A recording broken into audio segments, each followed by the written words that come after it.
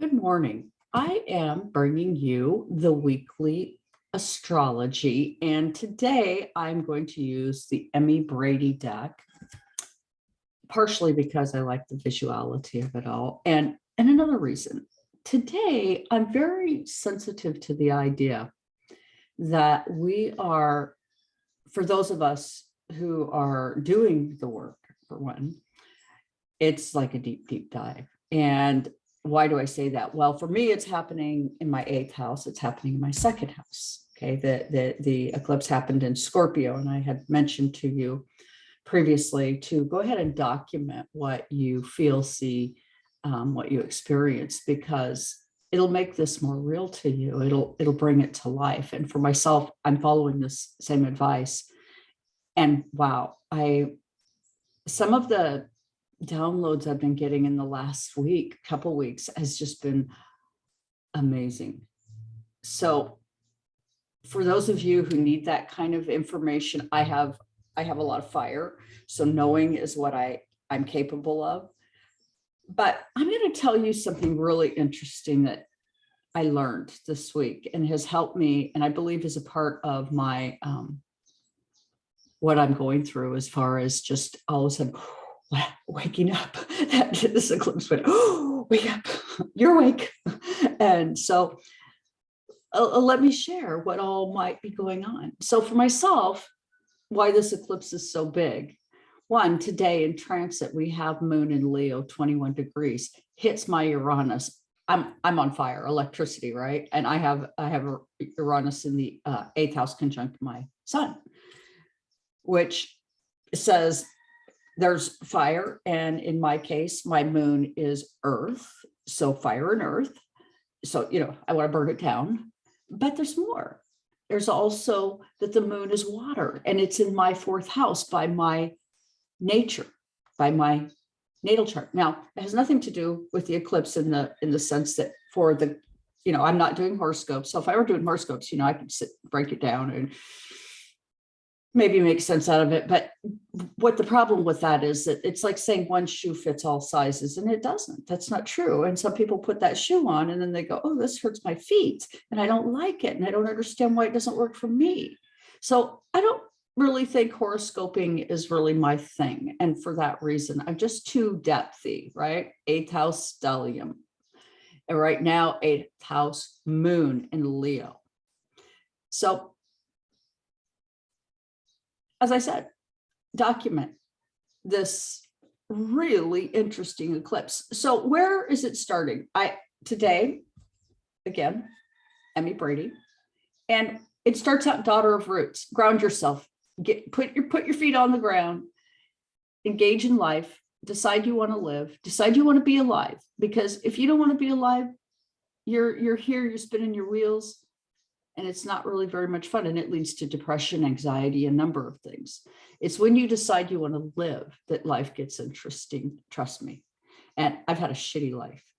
And I've taken what I've been given, turned a sow's ear into a silk purse because I wanted it, because I decided I wanted it. And that's I could go on and on about that. But I've done a lot of things. I've accomplished a lot with nothing. I started out with nothing. I didn't have two shoes that matched. I didn't have two socks that matched. I went to school smelling like pee. And that's embarrassing and it's troubling, right? We all have these stories. We all do. You got to ground yourself to do the work. And I noticed, I'm sorry, Mike, I got to kind of figure this stuff out, how to make it look kind of balanced on the camera. Anyway, so this would be daughter of roots. She's standing in a very structured tree that looks like a fort. And it's saying to her that the stars above and the world outside in the universe has your back.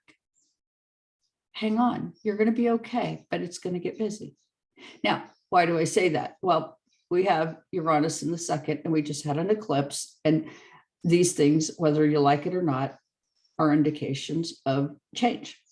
And Uranus in the second is saying that maybe things have to be shaken up in order to bring back balance. I don't know, but we're talking about Mother Earth here, who is we walk on her back. without much respect. So, might be a little shake up here and there.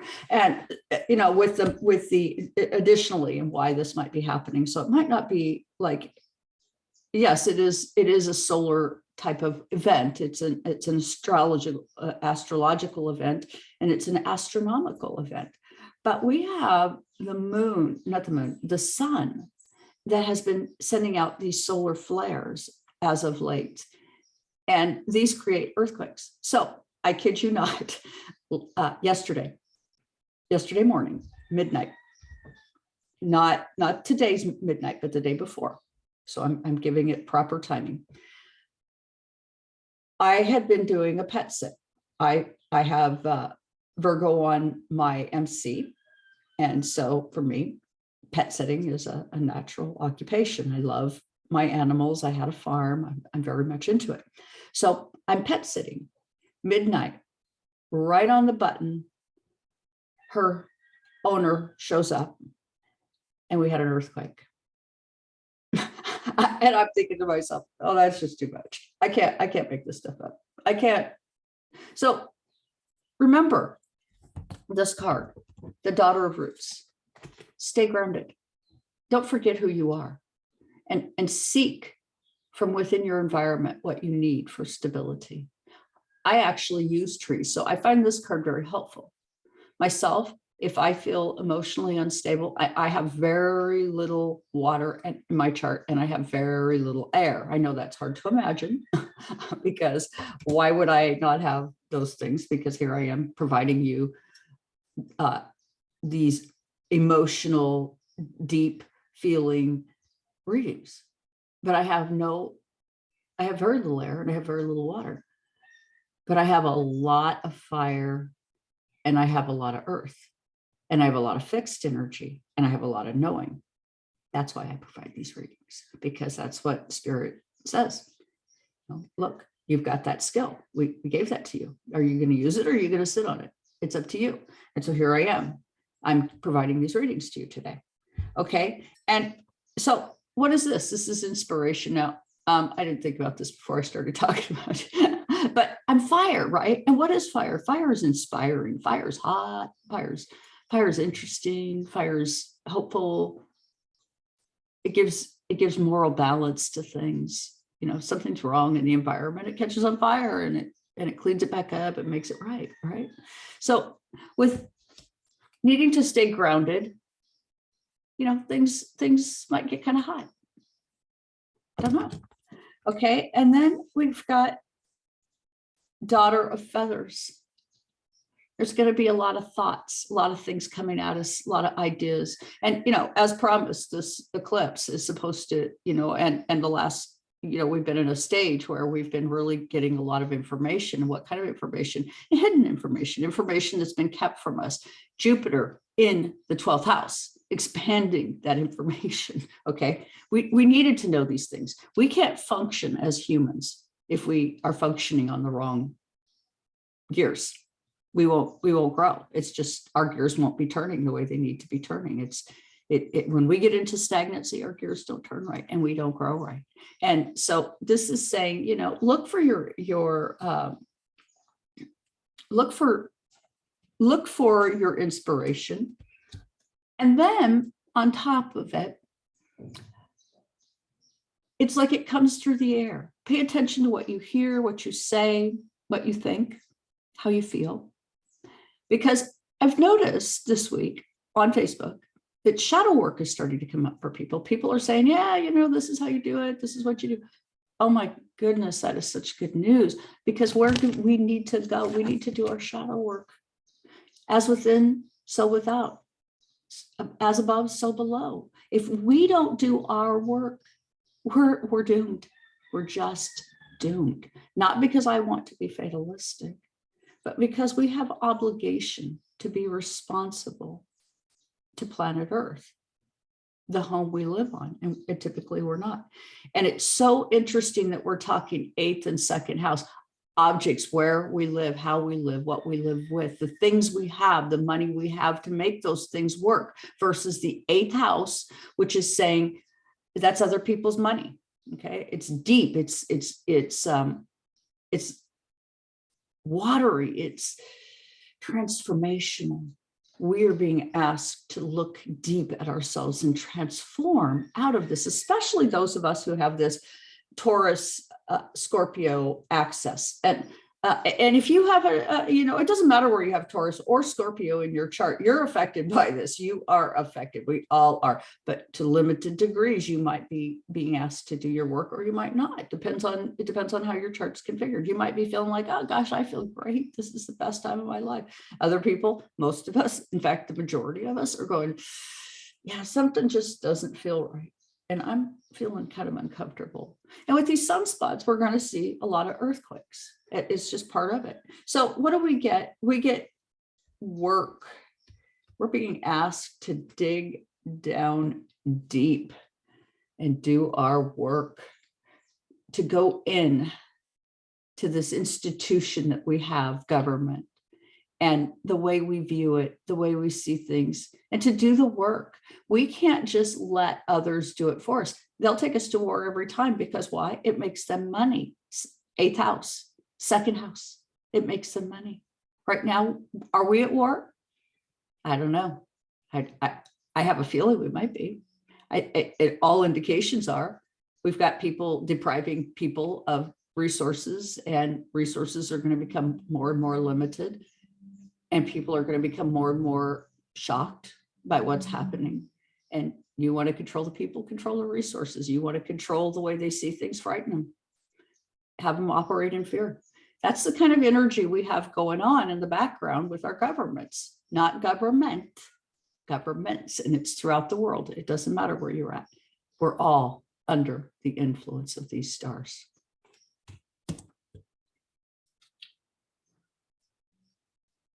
Then we get the Mother of Arrows. I love it. I'm fire by archetype. I've got to tell you, it's beautiful. I'm a wounded healer, mother, warrior archetype. And you throw me a child, moon in the 4th house, that's distressed, or I feel something's not right. I go into my warrior mode. I want to bust it out. I want to go to war. I want to make it so. Yeah. So obviously things like abortion rights, things like that really upset me, because I feel that from my perspective, we have to think about these things, because what about if you're somebody like me who really can't have children, and you go into labor at 5 months or 6 months and you have a baby and it dies? Have you committed murder by the standards of the state? These are questions we need to be asking ourselves, right? We need to have answers to these questions before we turn them into laws and oppress people and fate children to a life maybe that wouldn't be good for them in any way. And we don't really have a good system for medical insurance, foster care, providing for these children, regardless of where you live. And it might be moral to say to somebody, don't get pregnant and have children, that's a life. And all of that is true. It is a moral issue, no doubt about it. But it's not a moral issue that we're in a place at this time to decide, regardless of what people might think. We can decide it based upon religious values, and we can decide it based upon, I believe, or we can decide it based upon a man has had his baby aborted and he's now feeling like, oh no, you're not doing that to me again. It could be personal. There's lots of reasons why people might be thinking abortion's really very dirty and wrong, but is it? So, I'm not going to make this about that, but I'm saying that we need to think. We need to think about the laws, the things that are happening. Now, I realize we don't really have a lot of options. People are becoming more and more aware that our laws are very oppressive, designed for us and not the people who make them. And that is a troubling truth. So again, we are seeing the truth come forward in all kinds of ways. And it's an ugly truth for sure. So then we get the last card, and remember our first card was the Daughter of Roots. We get the Father of Arrows. That yes, the information, Saturn, our father, is providing us information that he wants us to hear. He's providing us moral information, and he's telling us to stand on this little perch of morality and make it work. That he's got all the wisdom. He knows what he's doing. He's on fire. He's ready to tell us how to take action for ourselves, us women. And I'm just here to tell you that I don't see how it is going to be anything but highly tragic, because for myself, I can't have children. I've had 2 children, both of them born prematurely at OHSU in Portland, Oregon, and needing a lot of neonatal intensive care, which was very costly. So you could think what you want about somebody having an obligation because they got pregnant. But one, you don't know their circumstances, you don't know their body, you don't know whether they can handle that job. There's a lot of things we just don't know. And so maybe this week, this is about waking up and realizing you don't have any business picking out for someone else what's right and wrong, what's moral and what isn't. So I'm going to just share my screen real quick, and we're just going to take a quick look at the transits this week, just because it'll kind of give us a better feel for what's happening. And you can see down here, we have Moon in Leo 21. And for me, that's a direct hit. I have Uranus conjunct Sun, Leo. So, for me, I want to just bring out the fire and burn it all down. But, I'm an astrologer and I'm meant to do that. That's my job. That's what I want to do. So you can see Uranus over here in Taurus, right? That 15 degrees. And it's not going to be too much longer, and it's going to transit into the first house so it's going to be Uranus in Gemini. Information just blowing up everywhere. So things are coming. So that gets a little ahead but it gives you a feel for what the chart might be looking like. So with that, I thank you very much for joining me here once again this week. Please do check out my other podcasts, as I am now starting to podcast once a week, and I am doing a series on Putin because there's just so much happening, and it does affect all of us, and it's fascinating what's really happening. And I'm going to spend the next little bit of time on his numerology, because that all by itself was just fascinating to me when I was going over it. At any rate, please do hit the like, share, and subscribe. And if you find you would like to have a reading, please do contact me. My prices at my website are incorrect.